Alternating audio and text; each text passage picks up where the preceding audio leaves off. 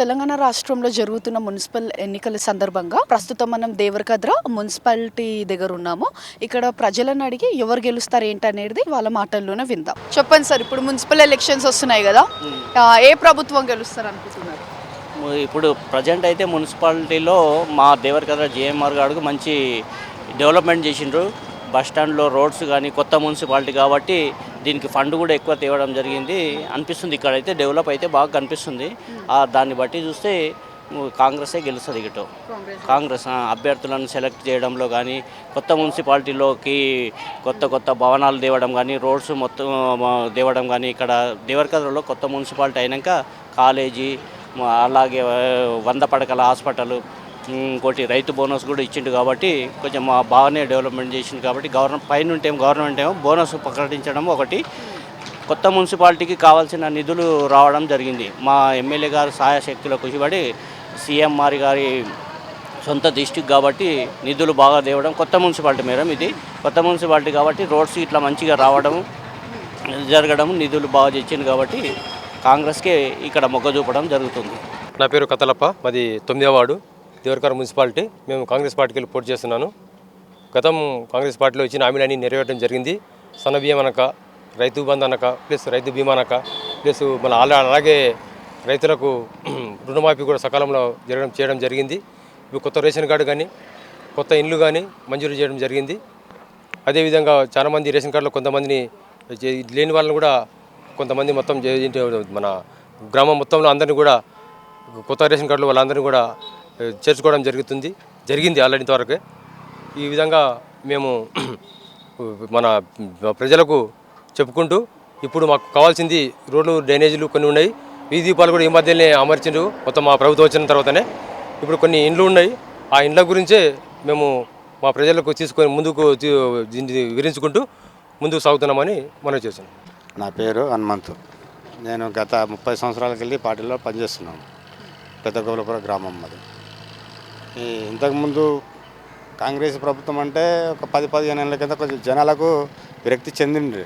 మా నాన్న GMR sir గెలిచిన కానుంటి ప్రతి లీడర్ని కానీ చిన్న లీడర్ గల్లీ లీడర్ నుండి పెద్దవాళ్ళకు తనే సాధారణ చేస్తూ నేనున్నా అని చెప్పుకుంటూ మా చేత పనులు చేయించుకుంటూ ఊరిని అభివృద్ధి ఏమేమి కావాలో ఏమేమి లేదు ఇంతవరకు మనం ఏమి ఇచ్చినాం, ఏమేమి పనులు ఎక్కడెక్కడ డ్రైనేజీలు ఉన్నాయి ఇవన్నీ మొత్తం మొన్న కూడా వచ్చి అన్నీ చెకప్ చేసుకుపోయినాము. అది కొత్తగా మున్సిపాలిటీ అయింది. అంటే మా ఊరికి మాత్రం 150 లక్షల నిధులు మంజూరు అయినవి. దాని వలన ఆ పైసల వలన మేము ప్రతి గల్లీకి కానీ ప్రతి డ్రైనేజీలు కానీ ప్రతి ఏదైనా సరే మా ఊరిని అభివృద్ధి చేసుకోవాలని మేము సకాలంలో కృషి చేస్తున్నాము. ఇప్పుడు కొత్తగా మున్సిపాలిటీ ఎలక్షన్లు వచ్చినాయి మాకు. అయితే మాది 9వ వార్డు పెద్ద గోపులాపురం 9వ వార్డు. మా గ్రామంలో ఎస్సీకి వచ్చింది. మా వార్డు ఎస్సీకి వచ్చింది కాబట్టి మా నాయకుడు నాతో పాటు పనిచేసిన సీనియర్ నాయకుడు కాబట్టి ఆయనకు ఎస్సీ కానీ టికెట్ ఇవ్వడం జరిగింది. దాని వలన మేమందరం కష్టపడి గెలిపించాలని కృషి చేస్తున్నాము. ఈ మున్సిపాలిటీ కొత్త మున్సిపాలిటీ అయింది కాబట్టి మా అన్న జిఎంఆర్ అన్న శాయశక్తుల కృషి చేస్తున్నాడు.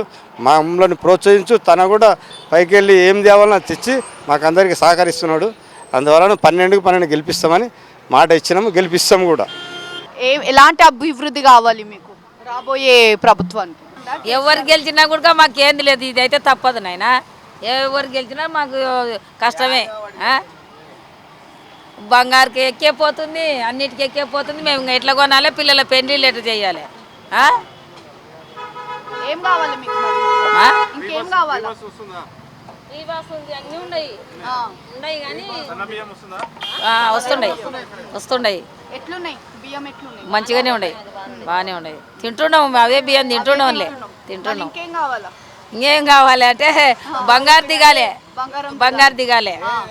ఆడపిల్లలు ఉన్న ఇబ్బంది పడతారు కదా, ఆడపిల్లలు ఉన్న ఇబ్బందులు పడతారు, అన్నింటిలో ఇబ్బందులు పడతారు. అన్ని సౌకర్యాలు మంచిగా ఉంటేనే ప్రభుత్వం మంచిగా ఉన్నట్లే. వాళ్ళొక్కరు గెలిచినాక వాళ్ళొక్కరు మంచిగా ఉంటే ప్రభుత్వం ఎక్కడైనా ఇబ్బందులు పడితే కాదు. అది అందరూ మంచిగా ఉండాలి. వాళ్ళు గెలిచినాక కూడా మంచిగా ఉండాలి. వాళ్ళకి ఆడికే మంచిగా ఉంటే కాదు. అది అందరూ మంచిగా ఉన్నది కావాలి, అదే కావాలి. 200 300 తక్కువ చేసినా ఫ్రీ బస్సు తీసేసి అది ఊక ఫ్రీ బస్సు వేస్ట్ అంతే. సిలిండర్ కాడ ఒక 200 300 తగ్గించినా మంచిగా ఉంటుంది. కరెంటు కూడా మంచిగా ఉంది, కరెంటు తక్కువ వస్తుంది, 0 బిల్ వస్తుంది నయం. కరెంట్ వస్తలేదు, బిల్లు వస్తలేదు, మంచిగా వస్తుంది. అట్లా 0 బిల్లు పెట్టిన లెక్క మీద ఉంది. కానీ సిలిండర్ కూడా తక్కువ చేస్తాను కదా, చేయలేదు. ఏడొస్తుంది 1000 రూపాయలు వస్తుంది. తీసేసి సిలిండర్ కాడ 200 300 తగ్గించాను, మంచిగా ఉంటుంది. పింఛన్లు కొత్త పింఛన్లు రాలేదు, పాత పింఛన్లే వస్తున్నాయి. పాత పింఛన్లే వస్తున్నాయి. ఎవరు వస్తే మంచిగా ఉంటుంది? రేవంత్ అన్న ప్రభుత్వమా, కేసీఆర్ గారి ప్రభుత్వమా? ఎవరు వచ్చినా ఒకటి మా కష్టం అదే తప్పదు కదమ్మా. ఎవరు వచ్చినా మీకు కావాల్సింది మీకు వస్తే మనకి చేస్తాం కదా, ఓట్లు వేస్తాం. మేము ఏమైనా తీసుకుంటున్నాం లంచం ఇట్లా తీసుకుంటలేం కదా, మంచిగా ఫిరిగానే వాళ్ళు అడిగినట్లు ఓట్లు వేస్తున్నాం. మాకు అడిగిందేమి ఇస్తలేరు. ఇంకేం చెప్తున్నాం బా, తిరిగి తిరిగి సార్ అవుతుంది. పింఛన్ లేదు 3 ఏళ్ళే, మా ఆయన చచ్చిపోయి పింఛనే రాలే. ఇల్లుకి రాస్తే ఇల్లు ఇవ్వలే, ఇల్లు లేదు మాకేం. అప్లై చేసినాం, అన్నీ చేసినాం.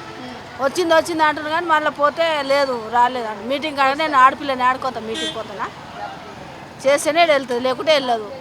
బాగానే ఉంది అభివృద్ధి అయితే ఇప్పటి వరకు అయితే. కాకపోతే ఒక రైతు బంధు ఒకటి రాలేదు, అదొకటి ఉంది ప్రజల దృష్టిలో. ఇప్పటి వరకు అయితే కొంచెం మేలే ఉంది. ఇంకేం కావాలి?